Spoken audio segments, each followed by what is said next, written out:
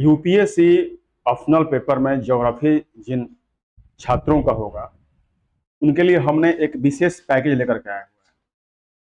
जैसे कि पहले है, मैंने सिलेबस के डिस्कशन में आपको बताया था कि मैं संपूर्ण सिलेबस को लाइन बाय लाइन पूरा क्लियर करते जाऊंगा। मतलब कि आपको ज्योग्राफी ऑप्शनल यूपीएससी का सिलेबस में जितना भूगोल पढ़ना है वो सारे टॉपिक्स आपके सामने क्लियर होते जाएंगे। तो आपने सिलेबस देखा होगा, तो आज का जो फर्स्ट टॉपिक है वो हमारा है, आप देख रहे हैं पीछे स्क्रीन पर, जियोमॉर्फोलॉजी, भू आकृति विज्ञान। तो भू आकृति जो विज्ञान है, या इसको हम लोग इंग्लिश में बोलते हैं जियोमॉर्फोलॉजी बोलते हैं, इसका मतलब क्या होता है, भू आकृति का मतलब क्या होता है। सबसे पहले हम लोग जाने कि भू आकृति है क्या। भू आकृति,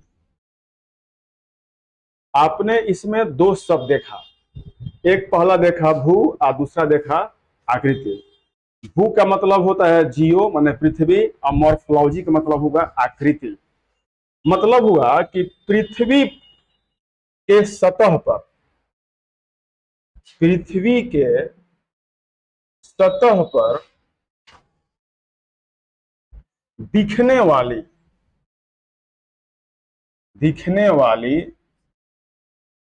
विभिन्न प्रकार के भूदृश्य, आकृतियां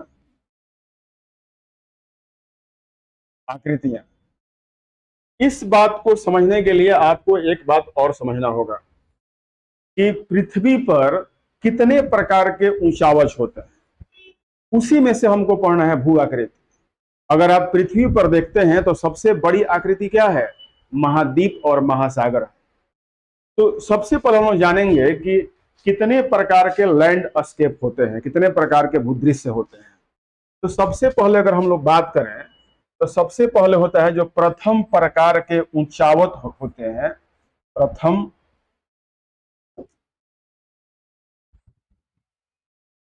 प्रकार के ऊंचावच,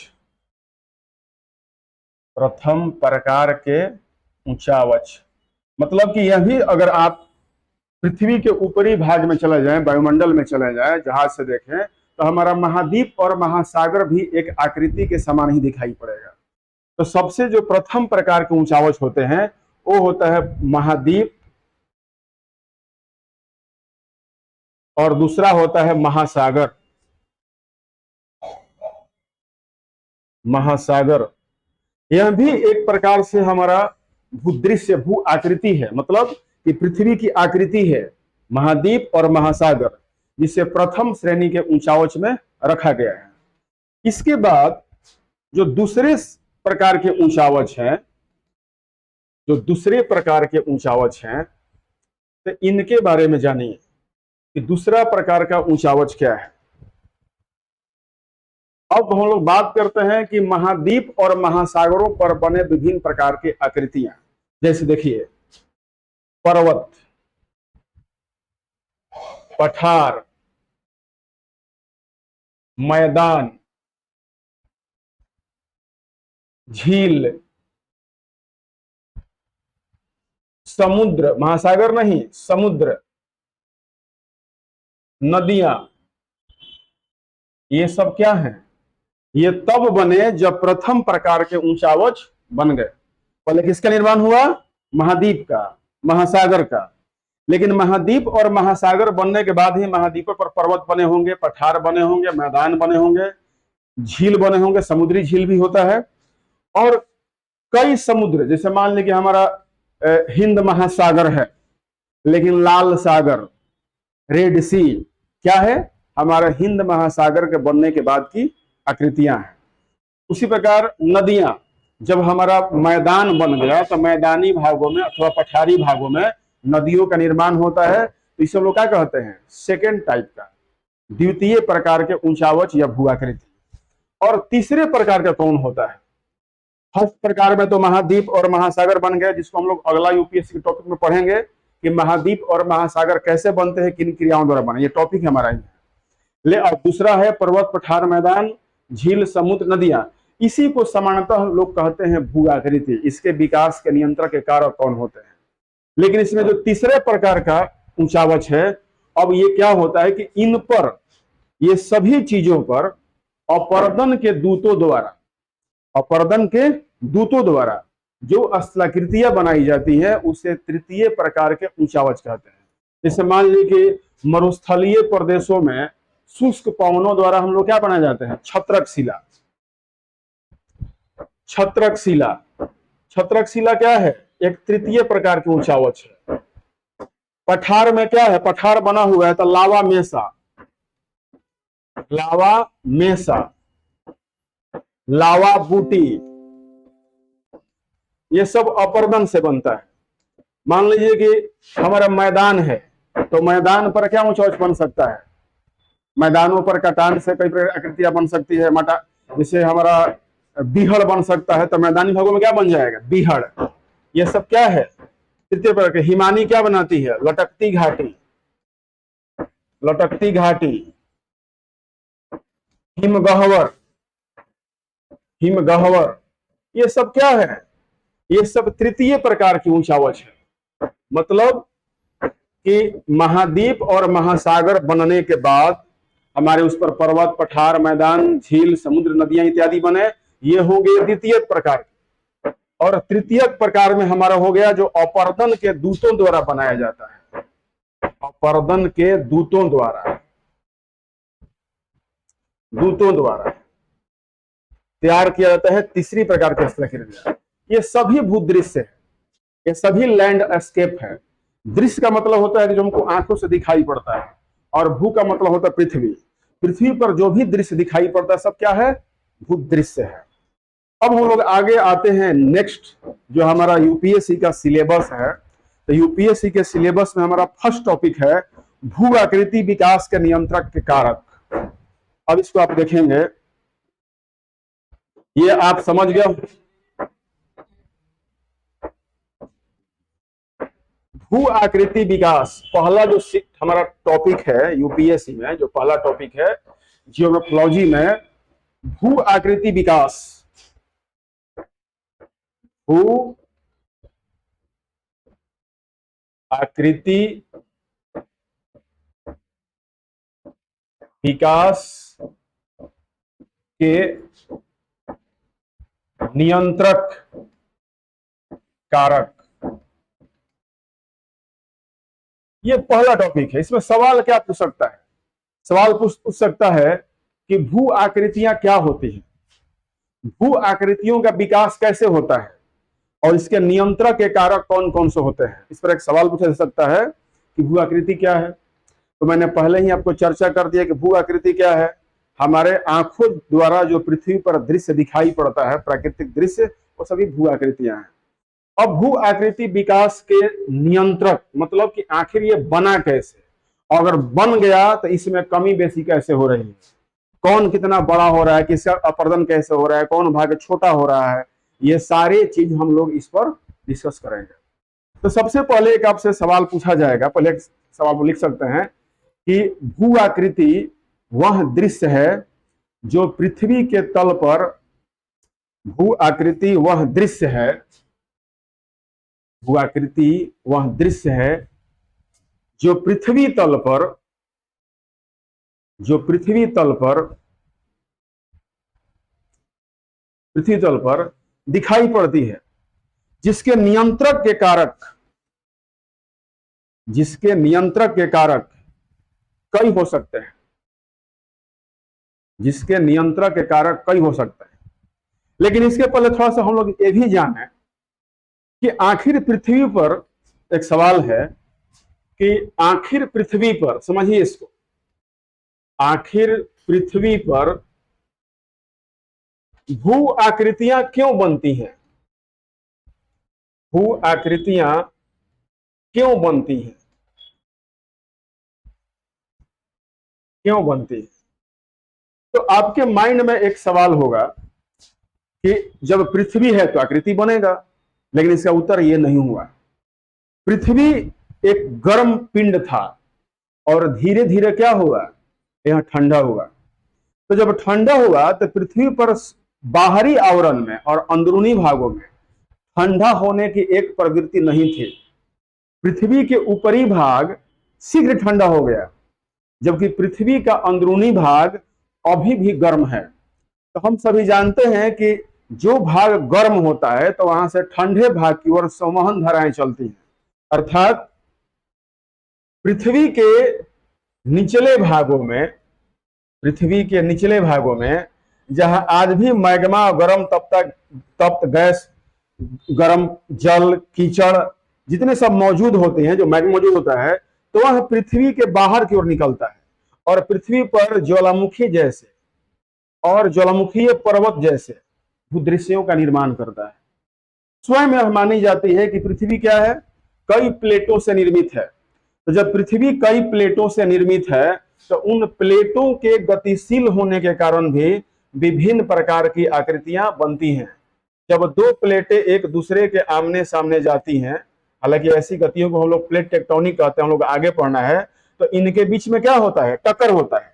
तो इसमें भारी प्लेट नीचे धंस जाता है और हल्का प्लेट क्या हो जाता है, ऊपर चढ़ करके मुर्दार पर्वत का निर्माण करता है। तो यह भी एक भूदृश्य है।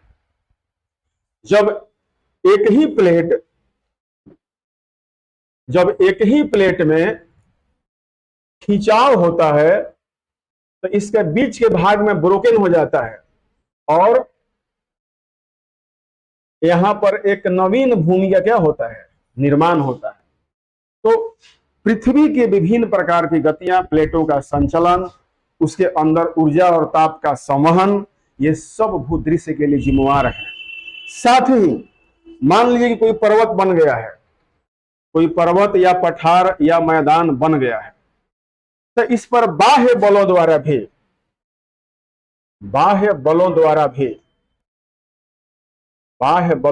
भी इस पर प्रहार किया जाता है।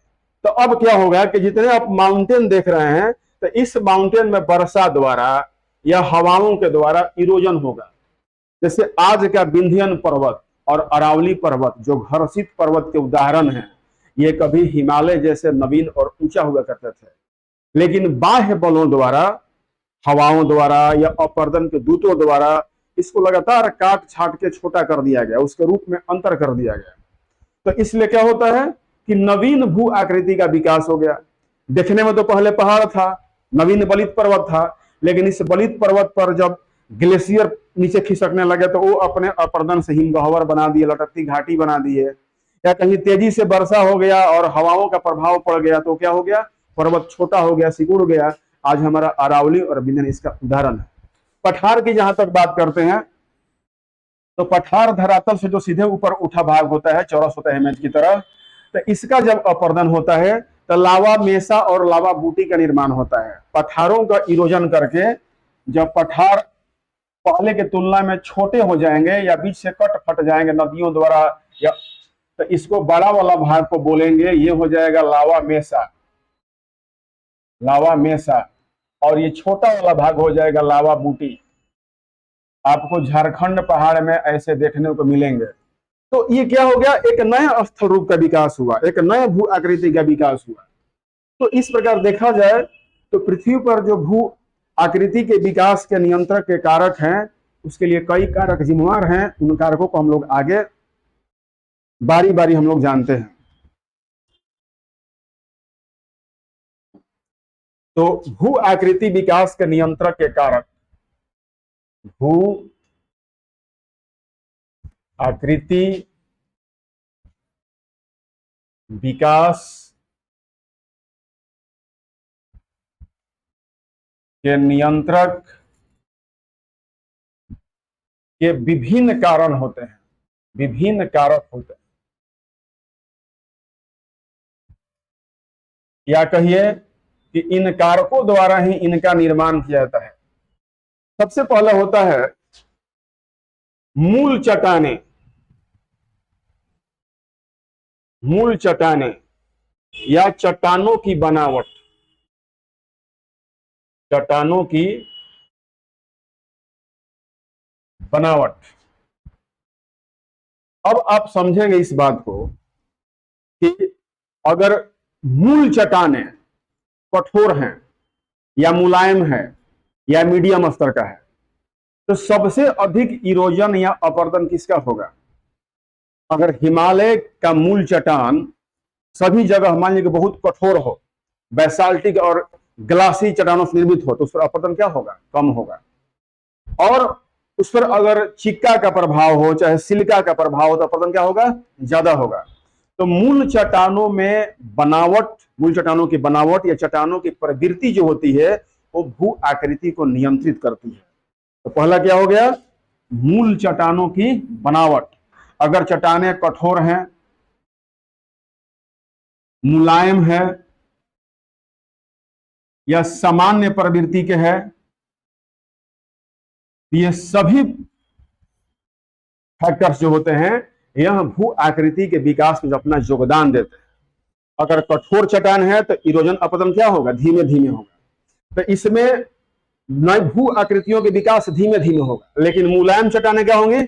शीघ्र ही कोई उचित भूमि क्या हो जाएगा? कट के नीचे हो जाएगा। तो देखने में तो पहाड़ दिखा रहा था, लेकिन कुछ समय बाद क्या हो जाएगा? प्लेटी हो जाएगा। और अगले ही कुछ समय बाद क्या हो जाएगा? मैदान बन सकता है। उसी प्रकार सामान्य प्रवृत्ति चट्टान होती है, हमारा हिमालय चट्टान कैसा है? सामान्य प्रवृत्ति का है, तो इस पर अपरदन तेजी से होता है। हिमालय से निकलने वाली नदियां हिमालय को तेजी से काट रही है और वहां के से सेडिमेंट ला करके नदी अपने मुहाने पर डेल्टाओं का निर्माण कर रही है, मैदानों का निर्माण कर रही है। तो हिमालय एक सामान्य चट्टानों से बना है, ना उतना कठोर है ना उतना मुलायम है। तो यह प्रवृत्ति जो होती है मूल चट्टानों की बनावट, यह भी बहुत ज्यादा विशेषता रखती है। दूसरा है ऊंचावच। ऊंचावच मैंने प्रारंभ में ही आपको ऊंचावच को 3 भागों में बांटा था। प्रथम प्रकार के ऊंचावच, द्वितीय प्रकार के ऊंचावच और तृतीय प्रकार के ऊंचावच। तो इसका मतलब यह हुआ कि कोई भी भाग वो ऊंचा है, उसका ढाल कैसा है? वह समतल है कि वह समतल नुमा ढाल लिए हुए है या इस प्रकार का है, तो यह भी आकृतियों के बनाने में मदद करेगा। अगर समतल भाग ज्यादा है तो यहां पर इरोजन क्या होगा? कम होगा, नहीं के बराबर होगा। अगर ढाल तीव्र है, तीक्ष्ण है, तो ऊपर से उतरती हुई जल राशि क्या करेगी? उसका अपरदन तेजी से करेगी। और इसमें कई प्रकार की आकृतियां बन सकती हैं। जैसे मान लीजिए कि हिमानी जब अपने ऊंचाई से नीचे फिसल के गिरती है तो रॉस मुतैनी या भेड़ पुठशैल का निर्माण कर देती है, हिमगह्वर का निर्माण कर देती है। और नदियां जब उतरती है नीचे तो उछलिका का निर्माण करती है, जलगर्तिका का निर्माण कर देती है, अवनमन कुंड का निर्माण कर देती है। तो मतलब कि ऊंचावच यह स्पष्ट संदेश देता है कि जैसा ढाल, जितनी ऊंचाई, वह अलग अलग प्रकार के आकृतियों को बनाने में सहायक होता है। अगर मैदान का ढाल समुद्र के पहुंचते पहुंचते बिल्कुल स्लो हो जाता है, ढाल बिल्कुल निम्न हो जाता है, तो वहां पर क्या होता है? डेल्टा बनती है। लेकिन समुद्र के किनारे मैदान का ढाल काफी तेज हो तो वहां पर एस्चुरी बनती है। जैसे भारत के पूर्वी तटीय मैदान पर मैदान का स्लोप क्या है? बिल्कुल ही कम है, तो वहां नदी द्वारा डेल्टा ही बनाई जाती है। लेकिन पश्चिमी तटीय अरब सागर की ओर क्या बनती है? एस्चुरी बनाया जाता है, ढाल क्या है? ज्यादा है। तो मतलब कि ऊंचावच का भी डायरेक्ट प्रभाव भू आकृति पर पड़ता है। इसी के साथ तीसरा है भू वैज्ञानिक संरचना। तीसरा हम लोग पॉइंट देखेंगे तो है भू वैज्ञानिक संरचना। भू वैज्ञानिक संरचना। भू वैज्ञानिक संरचना का तात्पर्य यह है कि पृथ्वी की कैसी परतें हैं, वहां कैसे भ्रंश बने हैं, वहां का अभिविन्यास कैसा है, विभिन्न परतों का झुकाव कैसा है, पृथ्वी के अंदर कितने जोड़ हैं, ये उपस्थित हैं या अनुपस्थित हैं, कठोर हैं या कोमल हैं, रसायन है या संवेदनशील हैं। मतलब अगर देखा जाए तो एक हम लोग अलग इसको टॉपिक ही ले लें तो हमारा है भूवैज्ञानिक संरचना। तीसरा है भू वैज्ञानिक संरचना। तो भूवैज्ञानिक संरचना कैसे भूगर्भ निर्माण पर प्रभाव डालता है, तो इसमें हम लोग मान लेते हैं पहले बार कि कैसी परतों का निर्माण हुआ है। परतें कैसी हैं, यहाँ पे परतें वो समानांतर रूप में है, मोटी परतें हैं, पतली परतें हैं, ये देखा जाएगा।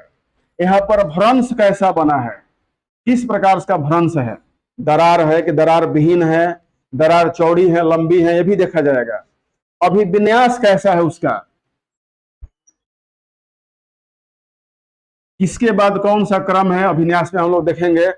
फिर ये परतों का झुकाव कैसे है, पृथ्वी की जो परतें बनी उन परतों का झुकाव कैसे है, परतों का झुकाव कैसे है, ये सब भूवैज्ञानिक संरचना में आता है। फिर है जोड़ों की उपस्थिति, जोड़ों कैसे, आप लोग पामीर ग्रंथि सुनते हैं, पामीर गांठ सुनते हैं, तो जोड़ों की उपस्थिति, अगर जोड़ ज्यादा रहेंगे तो भू आकृतियों के विकास अधिक होगा, और जितने ही जोड़ कम होंगे समतल और समान प्रदेश बना रहेगा। कठोरता या कोमलता, कठोरता या कोमलता, अब आप देखेंगे कि धरवाह संरचना है, तो धरवाह संरचना हमारा कठोर संरचना है। हम लोग पठारी पर संरचना कैसी होती है, वहां की संरचनाएं कठोर होती हैं, तो वहां की भू संरचना जब अधिक कठोर होगी तो वहां अपर्दन के दूत धीमे धीमे काम करेंगे। लेकिन हमारा जो मैदानी भाग है, मैदानी प्रदेश है, वहां की संरचना कैसी है, मुलायम है, तो वहां के अपर्दन के दूत तेजी से काम करेंगे। काष्ठ प्रदेशों में जहां पर चूना पत्थर प्रदेश पाए जाते हैं, तो उन प्रदेशों में क्या होता है कि जैसे ही स्वच्छ जल वहां पहुंचेगा तो विभिन्न प्रकार की आकृतियों का निर्माण होना शुरू हो जाएगा, जैसे सिंक होल, डोलाइन, युवाला, पोलजे, कंदरा स्तंभ, केव, ये सब कैसे बनेंगे अगर कोमल चट्टाने हो वहां पे। तो रासायनिक संवेदनशीलता भी एक महत्वपूर्ण तथ्य है। रासायनिक संवेदनशीलता, संवेदनशीलता, इन चीजों का आप अगर वर्णन करते हैं आंसर में तो आपको बहुत अच्छे मार्क्स प्राप्त होंगे। तो भूवैज्ञानिक संरचना के अंतर्गत हम लोग देखेंगे कि परतें कैसी हैं, भ्रंश कैसा है, अभिविन्यास कैसा है, परतों का झुकाव कैसा है, जोड़ों की उपस्थिति है अथवा नहीं है, चट्टाने कठोर हैं या कोमल हैं, वहां पर रासायनिक कैसा है कि चट्टाने कैसी हैं, वो स्वच्छ जल से घुलने वाली हैं। जैसे मैंने पहले ही कहा कि काष्ठ प्रदेशों में चूना पत्थर पर जब स्वच्छ जल पहुंचता है तो रासायनिक प्रवृत्ति से चूना क्या हो जाते हैं, घुल जाते हैं, और चूना के घुलने से वहां पर कई प्रकार की स्थलाकृतियां एक ही जगह पर बन जाती हैं। ये सभी भूदृश्यों के उदाहरण हैं। इसके बाद हम लोग आते हैं तो जलवायु, चौथा बड़ा कारण है जलवायु। जलवायु भू आकृति विज्ञान पर बहुत महत्वपूर्ण प्रभाव डालता है। देखिए जलवायु को हम लोग मोटा मोटी अगर दो तीन भागों में बांट लें तो हम लोग फर्स्ट में बांट लें शुष्क जलवायु। तो शुष्क जलवायु का मतलब होता है रेगिस्तानी प्रदेशों में। तो रेगिस्तानी प्रदेशों में कैसी आकृतियां बनेंगी, वहां पर पवनें जब शुष्क होंगी तो जब पवनें चलती वहां तेजी से तो मरुस्थलों में उपस्थित नग्न चट्टानों पर और नग्न पहाड़ियों पर, मतलब नग्न का मतलब यह है कि वनस्पति विहीन पहाड़ियों चट्टानों पर जब बालू युक्त हवाएं उसे टकराती हैं तो कई प्रकार की स्थलाकृतियों का निर्माण होता है। जैसे छत्रक शिला सर्वाधिक महत्वपूर्ण एग्जाम्पल है। तो शुष्क जलवायु में छत्रक शिला, छत्रक शिला या इसको बोलते हैं इंग्लिश में मशरूम रॉक सर्वाधिक महत्वपूर्ण है। यारडांग, यारडांग, जिवजेन, ईटीसी, बहुत सी स्थलाकृतियां हैं जो आगे हमको पढ़ना है। तो ऐसी स्थलाकृतियां शुष्क जलवायु में निर्माण करती हैं। दूसरी ओर देखा जाए कि जलवायु वहां की आर्द्र हो, जलवायु वहां की आर्द्र हो, मतलब कि वर्षा वहां पर 100 से 200 सेंटीमीटर होती हो, 200 सेंटीमीटर होती हो, तो यहां पर सामान्य अपर्दन के दूत काम करते हैं और ढाल के सहारे विभिन्न प्रकार के स्थलाकृतियों का निर्माण करते हैं। तो इससे भी जलवायु इफेक्ट होता है। जैसे बिहार का जलवायु क्या है, एक आर्द्र जलवायु है, सामान्य आर्द्र जलवायु है। यहाँ की वर्षा 100 से 200 सीएम के बीच है। ऐसे बिहार का जो वर्षा होती है आप जान लीजिए कि 112 सेंटीमीटर होती है। और इसके बाद होता है अति आर्द्र, अति आर्द्र, तो अति आर्द्र मतलब होता है कि 200 सेंटीमीटर से प्लस। इन क्षेत्रों में तेजी से नदी, घाटियों, नलिकाओं का निर्माण होता है या बीहड़ों का निर्माण होता है। आप चंबल में चले जाइए तो चंबल में बीहड़ों का निर्माण कैसे होता है? अचानक जब वर्षा तीव्र होती है तो सतही जो जल है वो ऊपर के सामान्य मृदा को काट फाट के बिल्कुल ही खरोंच देती है और मैदानी भागों में बीहड़ों का निर्माण हो जाता है। ये सब क्या है? यही सब भू आकृतियां हैं।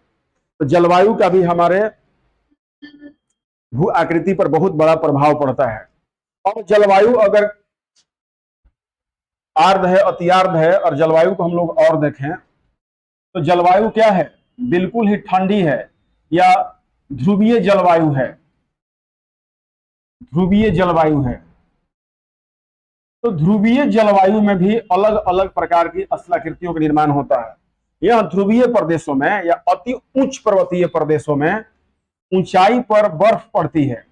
और जब ये बर्फ पड़ते हैं ध्रुवीय प्रदेशों में ऊंचे स्थानों पर या ऊंचे पर्वतीय क्षेत्र से हिमालय मान लीजिए इसे, तो जब बर्फ ऊपर से नीचे की ओर फिसलता है तो अपने अपर्दन के द्वारा, तली के भार के द्वारा कई प्रकार के स्थलाकृतियों का निर्माण करता है।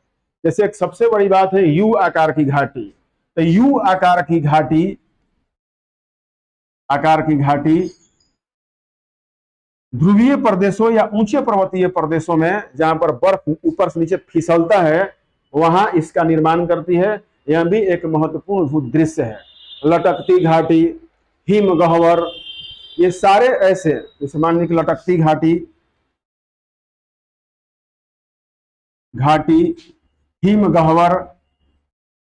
हिमगह्वर का एक सुंदर आप फिगर देख सकते हैं।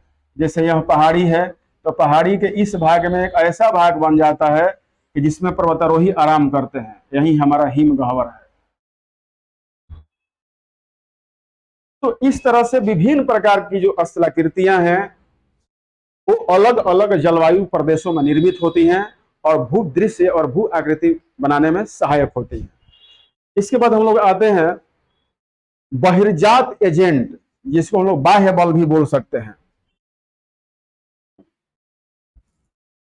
नेक्स्ट है बहिर्जात एजेंट।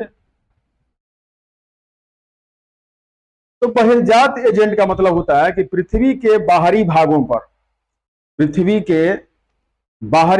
पर किस प्रकार से जल, वायु, बर्फ, धारा, लहर, तो इसको माना जाता है कि बहिर्जात एजेंट का मतलब होता है अपर्दन के 5 दूत। एक लाइन में जान लीजिए, अपर्दन के 5 दूत होते हैं। तो 5 दूत क्या है? पहला है बहता हुआ जल अर्थात नदी, इससे बनी हुई स्थलाकृतियां। दूसरा, शुष्क प्रदेशों में पवन।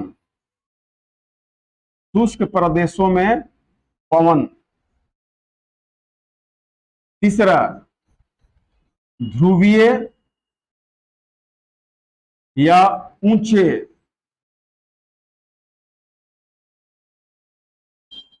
पर्वतीय प्रदेशों में हिमानी प्रभाव। तो इससे भी कई प्रकार के भूदृश्य बनते हैं। फिर हो जाएगा चौथा, सागरीय तरंगे। सागर के अंदर मौजूद कई चट्टानों और ज्वालामुखी पर्वतों को काट काट कर अलग प्रकार के भू आकृतियों का निर्माण करती है। और पांचवा है काष्ठ प्रदेशों में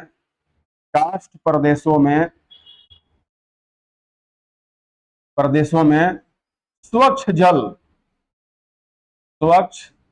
जल। ये 5 ऐसे फैक्टर हैं जिसको हम लोग कहते हैं कि यह अपर्दन के क्या हैं? दूत हैं। और किसी भी प्रकार के भू आकृति बनाने में इनका बहुत महत्व होता है। किसी भी जलवायु प्रदेश में लगभग कोई ना कोई इसमें कोई कारक होता ही है। जैसे शुष्क जलवायु प्रदेश में क्या हो जाएगा? पवन हो जाएगा। आर्द्र क्षेत्र में नदी हो जाएगी। ठंडे प्रदेशों में क्या हो जाएगा? हिमानियां हो जाएंगी। और सागरीय क्षेत्रों में तरंगे हो जाएंगी। और काष्ठ में क्या हो जाएगा? शुद्ध जल हो जाएगा, स्वच्छ जल हो जाएगा। तो भू आकृति के विकास में यह महत्वपूर्ण योगदान देते हैं। इसके बाद एक और जो मूल फैक्टर है वो है ऊर्जा। ऊर्जा, भू आकृति के विकास में ऊर्जा का भी बहुत बड़ा योगदान है। अब ये ऊर्जाएं दोनों तरह की होती हैं, आंतरिक ऊर्जा और बाह्य ऊर्जा। इस ऊर्जा को अगर हम लोग बांट दें तो एक होती है आंतरिक ऊर्जा, आंतरिक ऊर्जा, और दूसरा होता है बाह्य बल। इस ऊर्जा को लोग हमें यहां पर क्या कह सकते हैं, बल भी कह सकते हैं। तो आंतरिक बल और बाह्य बल। अब देखा जाए तो आंतरिक बल में दो महत्वपूर्ण हैं। कौन कौन है? एक है ज्वालामुखी और दूसरा है भूकंप। और इसी श्रेणी का है संवहन धाराओं की उत्पत्ति। संवहन धाराओं की उत्पत्ति। अगर देखा जाए तो पृथ्वी के निचले भागों में जब संवहन धाराएं मतलब कि मैग्मा का ऊपर की ओर विकास होता है तो पृथ्वी के सतह पर निकलकर ये क्या बना सकती है, ज्वालामुखीय पर्वत बना सकती है, या लावा पठार का निर्माण कर सकती है। जैसे दक्कन लावा कैसे हुआ, निचली ऊर्जा से हुआ। पृथ्वी के आंतरिक ऊर्जा से जब मैग्मा बाहर की ओर प्रवाहित होता क्या हुआ, हमारा दक्कन लावा का विकास हो गया। सारा जो बेसाल्टिक संरचना क्या है, वो नीचे से आने वाले लावा से बना हुआ है। लेकिन यही बात नहीं है, इसमें एक और समझ सकते हैं कि जैसे मान लीजिए धरातल कोई क्षेत्र है और उसमें इतनी ताकत नहीं है कि वह पूरी तरह से मैग्मा को बाहर निकाल सके, तो पृथ्वी के कुछ भाग को क्या करेगा, ऊपर उठा देगा। तो लगेगा कि सामान्य तरह से ऊपर उठा हुआ भ्रंश का निर्माण हो गया और देखने में लगेगा कि यहाँ ब्लॉक पर्वत है। क्या है? ब्लॉक पर्वत। ब्लॉक पर्वत। इसे सीधी सी कोई जगह है, अचानक भूमि पर उठ गया तो क्या बोलेंगे, इधर से और इधर के बीच में क्या है, यहां ब्लॉक कर दिया। क्या कर दिया? ब्लॉक। इसे हम लोग ब्लॉक माउंटेन भी कहते हैं। ये क्या है? ये आंतरिक बलों से होता है। ठीक है। या मान लीजिए किसी भी जगह के नीचे का भाग, किसी भी जगह के नीचे का भाग मैग्माओं के खिसकने से धंस गया तो उसे क्या होगा, आंतरिक में देखिए, इसे मान लीजिए कि यहां पर मैग्मा है नीचे, अब मैग्मा का संचलन ऐसे हो रहा है, यहाँ नीचे डाउन हो रहा है, नीचे डाउन हो रहा है, और यहां से भी मैग्मा के नीचे डाउन हो रही है। तो इस क्षेत्र में क्या होगा, धंसान हो जाएगा। तो जिस जगह पर धंसान होगा तो आप देखेंगे कि यह समतल है और ये भाग कहां चला जाएगा, नीचे। ये तो भाग समतल है, ये भाग कहां चला गया, नीचे आएगा, मैंने इसका डाउनफॉल हुआ है। तो इस प्रकार भी क्या होगा, समान सतह से नीचे एक दरार बन जाएगी। क्या बन जाएगी? दरार घाटी का निर्माण हो जाएगा। ये सब आंतरिक ऊर्जा के कारण हुआ। लेकिन बाह्य बल भी, जो बाह्य बल होता है, यह भी पृथ्वी के भूदृश्य पर कई प्रकार प्रभाव डालता है। जैसे मान लीजिए कि किसी भी क्षेत्र में बहुत ही अधिक, बहुत ही अधिक वायु प्रेशर हो या एयर प्रेशर हो, तो जब एयर प्रेशर होगा तो उस जगह की आकृतियों का उत्थान ज्यादा नहीं हो पाएगा क्योंकि ऊपर से दबाव है। और जहां पर कम वायु प्रेशर है तो से क्या होगा, अधिक उत्थान हो सकता है। बाह्य बल में ये तो है ही, लेकिन बाह्य बल में हमारा होता है कि कई प्रकार के आकाशीय पिंड भी धरती पर गिर जाते हैं। उल्का और उल्काश या कोई कॉमेट्स जब धरती पर गिरेगा तो क्या करेगा, जिस जगहों पर गिरेगा वहां महाखंड का निर्माण कर देगा। पृथ्वी जब शुरू शुरू में गर्म और तप थी तो कई प्रकार के उल्काएं जब धरती पर गिरी तो क्या किया, वो जगह जगह कई छोटे बड़े झीलों का निर्माण कर दिया। तो इस प्रकार से भी माना गया है कि धरती पर जहां प्रशांत महासागर है वहां चंद्रमा का एक हिस्सा टूट के, सॉरी, कोई एक कॉमेट्स वहां टूट के गिरा था तो इसलिए वहां पर खड्डा हो गया है। लेकिन दूसरा विचारक मानते हैं कि पृथ्वी का एक भाग से टूट के जो चंद्रमा अलग हुआ था क्या बन गया, प्रशांत महासागर। तो बाह्य बलों के कारण भी कई प्रकार की भूआकृतियों का निर्माण हो जाता है। इसके बाद हम लोग आते हैं जैविक गतिविधियां। जैविक गतिविधियां,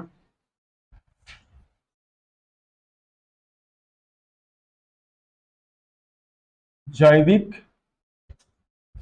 गतिविधियां। क्या जैविक गतिविधियां भू आकृति के लिए जिम्मेवार हो सकती हैं? बिल्कुल हो सकती हैं।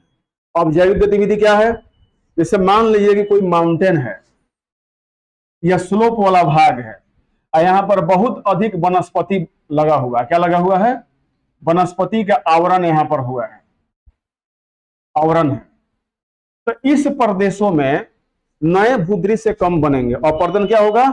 नहीं के बराबर होगा, क्योंकि वनस्पतियां जो पौधों को जड़ से मिट्टी को जकड़ी हुई तो अपरदन कम होने देंगे। तो यहाँ पर अपरदन के दूत क्या करेंगे? कम काम करेंगे। लेकिन इस प्रदेश में अगर हम लोग पशु चारण काम कर दें या यहाँ पर बिलकारी जीव अधिक हो जाएं तो क्या होगा? वर्षा का पानी अंदर तक पहुंच जाएगा और इस भाग को खंडारते हुए क्या कर देगा? भूस्खलन कर देगा। तो एक समान से दिखने वाली ढाल वाली पहाड़ी को कई प्रकार की उबड़ खाबड़ पहाड़ी में क्या हो जाएगा? बदल जाएगा। तो जो जैविक गतिविधियां होती हैं वो सभी जगह होती है। जैसे मान लीजिए कोई ऊंचा सामान्य चट्टान है, वहां पर बिलकारी जीव रहते हैं, तो धीरे धीरे जो बिलकारी जीव है क्या करेंगे? उस माउंटेन को तोड़ देंगे, चट्टानों क्या करेंगे? तोड़ देंगे और चट्टान क्या हो जाएगा? डाउन हो जाएगा। तो जैविक गतिविधियां भी भू आकृतियों को बनाने में योगदान देती हैं। और इसके बाद होता है मानवीय कार्यशैली। मानवीय कार्य या मानवीय गतिविधियां, ये प्राकृतिक नहीं, ये कृत्रिम कहलाता है। यहां क्या है? कृत्रिम है। अब आप देखेंगे कि भारत में पाए जाने वाले लगभग सभी जगहों पर मानवीय गतिविधियों ने नए नए भूदृश्यों की रचना कर दी। पटना से ज्यादा आप दूर मत जाइए, पटना से कुछ दूरी पर चुनार के पठार पर चले जाइए। चुनार का पहाड़ उत्तर प्रदेश में मिर्जापुर के आसपास में है, विंध्याचल श्रेणी का अंग है। तो चुनार के पठार से लाल बलुआ पत्थर निकालने के लिए लगभग चुनार के पठार को, पहाड़ को बिल्कुल ही काट दिया गया और डाउन हो गया। तो वहां का भूदृश्य क्या हो गया? चेंज हो गया और एक नई भू आकृति बन गई। अभी आप देखिए उत्तराखंड में, उत्तरकाशी में मानवीय गतिविधियां से जब वहां पर घर बनाई जा रही हैं तो वहां के पहाड़ों में क्या हो रहा है? दरकाव हो रहा है। और रोज ही देखने में क्या आता है कि नए नए हिम भूस्खलन हो रहे हैं। तो वहां जब भूस्खलन हो गया तब नया भूदृश्य बन गया। या मनुष्य कई पर्वतों और पठारों को काट करके उसे अपना संसाधन बनाया तो वहां का दृश्य ही बदल चुका है। रांची का पट पठार पर भी दृश्य बदलने लगे हुए हैं। और मैदानी क्षेत्रों में भी कई प्रकार की संरचनाएं, नदी और मानवीय कार्यों द्वारा नदियों का मार्ग बदल जाना, ये सब क्या है? नए भूदृश्यों का निर्माण करता है। तो आज का हम लोग का टॉपिक था कि भूआकृति विकास के नियंत्रक और उसके कारक। तो इसमें कुछ हम लोग और दृश्य देख सकते हैं, आप इसे देखें।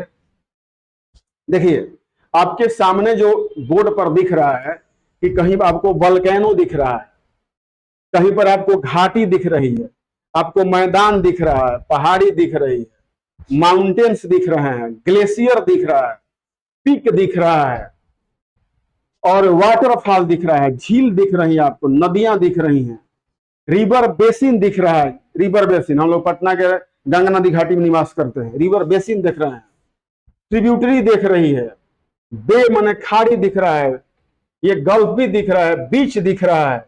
ये सब क्या है? ये जितनी भी चीजें आपको इस स्क्रीन पर दिखाई दे रही हैं, ये सब क्या है? ये सब भू आकृतियां हैं, भूदृश्य हैं। और इनके नियंत्रक के जो मैंने कारक ऊपर बताए हैं, उसी नियंत्रक के कारकों द्वारा क्या हुआ है? इनका निर्माण हुआ है। तो जब आप उत्तर लिखते हैं तो क्रम वाइज जो मैंने आपको समझाया हुआ है उसके हिसाब से आप अगर ग्राफिक करते चलेंगे तो आपको अच्छे मार्क्स मिलेंगे। और कुछ आप फिगर देख सकते हैं। देखिए ये माउंटेन का फिगर है, ये माउंटेन का फिगर है। तब माउंटेन का निर्माण कैसे हुआ? अंतर्जात बलों द्वारा हुआ। पृथ्वी के अंदरूनी भागों से जब प्लेटें के आपस में क्या हुआ? संचलन हुआ। तो जब प्लेटें टकराई तो क्या बन गया? मुर्दार पर्वत बन गया। हिमालय जैसे विशाल, आल्प्स जैसे विशाल मुर्दार पर्वत किससे बने हुए हैं? प्लेटों के आपसी टक्कर से। ये सभी आपके भू आकृतिक प्रदेश के ही उदाहरण हैं। आप इसे और देख सकते हैं। देखिए मैदानी श्रृंखला है। मैदानी श्रृंखला के निर्माण में कौन सा काम करेगा? आर्द्र प्रदेशों में नदियों द्वारा अपने साथ लाए गए सेडिमेंट को डिपोजिट करने से यह मैदान जैसी हमारी क्या बनी है, भू आकृति बनी है। तो यह हमारा भी क्या है, यह भी एक भूदृश्य ही है जो हमारा मैदान दिख रहा है। मैदानों का वर्णन किसका होता है, नदियों का, लेकिन कहीं कहीं पवन निर्मित मैदान भी है, जैसे लोयस पठार या लोयस मैदान है। चीन में लोयस मैदान है ना, तो चीन में जो लोयस मैदान है वहां गोभी के मरुस्थल से उड़ा करके लाए गए महीन कणों से उसका क्या हुआ है, निर्माण हुआ है, और उसके बीच से हुआंगहो घाटी बहती है। चीन के सबसे अधिक उपजाऊ क्षेत्रों में से एक है लोयस मैदान। कहीं कहीं से अधिक ऊंचे भाग को लोयस पठार भी कहा जाता है। तो मतलब कि यह भी एक भू आकृति का उदाहरण है। और देखिए आप आगे देखिए, यह जो भाग देख रहे हैं क्या है, पठार है। देखिए बिल्कुल ही खड़ा ढाल है, यह स्लोप देखें तो बिल्कुल क्या है, खड़ा ढाल है, और ऊपर क्या है, मैं जैसा चौरस है। जब इसी पठार में कोई छोटा भाग टूट फट जाएगा तो उसे क्या बोलेंगे, मेसा बोलते हैं। पूरा नाम होता है लावा मेसा। पूरा का पूरा जो पठार किसे बना होता है, लावा से बना होता है, तो लावा मेसा देते। ये हमारा पठार हो गया, और ये इसी का छोटा भाग क्या हो जाएगा, लावा मेसा, और सबसे छोटा भाग हो जाएगा लावा बूटी हो जाएगा, लावा बूटी। तो यह भी एक प्रकार का भू आकृति है। देखिए ये कई प्रकार के यहाँ पर लावा मेसा और लावा बूटियों को दिखाया गया। देखिए यह मेहराव दिख रहा है, यह समुद्री क्षेत्र दिख रहा है। समुद्री क्षेत्र में जो समुद्री जल तरंगे होती हैं वो चट्टानों को जब आर पार काट देती हैं, इसको क्या कहते हैं, समुद्री मेहराव। यह समुद्री मेहराव है, समुद्री मेहराव। देखिए यहां से खड़ा व्यक्ति सूर्य किरणों को देख रहा है। कई फिल्मों में समुद्री मेहरावों को दिखाया जाता है। क्या है, यह भी एक प्रकार का भूदृश्य ही है, भू आकृति ही है। तो इस प्रकार से हमारा यूपीएससी का पहला टॉपिक जो भू आकृति विज्ञान है, तो इस भू आकृति में भू आकृति विकास के नियंत्रक के कारक अंतर्जात और बहिर्जात बलों के माध्यम से समझाया गया। ठीक है, अब हम लोग नेक्स्ट टॉपिक जानेंगे नेक्स्ट क्लास में। तब तक के लिए आप लोग को धन्यवाद, और आप अच्छी तरह हमारे क्लास को दोबारा तिबारा पढ़ें। जिनको अच्छा लगा हो जरूर सब्सक्राइब करें। यूपीएससी के सारा सिलेबस, मैं आपको सिलेबस दिखाना चाहूंगा। यह सारा सिलेबस ऐसा आप डाउनलोड कर लें। इसका पहला जो टॉपिक है भू आकृति विकास का नियंत्रक कारक अंतर्जात बहिर्जात बल, इसको टिक कर लीजिए। नेक्स्ट क्लास में आपको अंतर्जात और बहिर्जात बल के बारे में और चर्चा करूंगा। तो आप ऐसे सिलेबस को डाउनलोड कर सकते हैं, और डाउनलोड करने के बाद सब टिक कर चलिए। और मैं आपको सारा सिलेबस, मैं आपसे वादा करता हूं, ये सारा सिलेबस मैं आपको लाइन बाय लाइन समझाऊंगा। जो विद्यार्थी हमारे ऐप को डाउनलोड करके एडमिशन लेंगे उसकी चर्चा हम लोग की चर्चा कर देंगे। तो उनको सारे पीडीएफ अथवा हमारे हाथ से बनाए गए नोट्स भी उपलब्ध करा दिए जाएंगे वीडियो के माध्यम से। या जो छात्र पटना सिविलियन आईएएस के ऑफिस में आ सकते हैं उन्हें कोचिंग द्वारा पूर्णतः नोट्स उपलब्ध कराया जा सकता है। तो आप बिल्कुल ही सिविलियंस आईएएस पर यूपीएससी के लिए भरोसा करें, और पूरे सिलेबस के लिए भरोसा करें, और बिल्कुल ही हमारे चैनल को सब्सक्राइब करें। आपको बिल्कुल इस यूपीएससी में लाभ मिलने वाला है। धन्यवाद।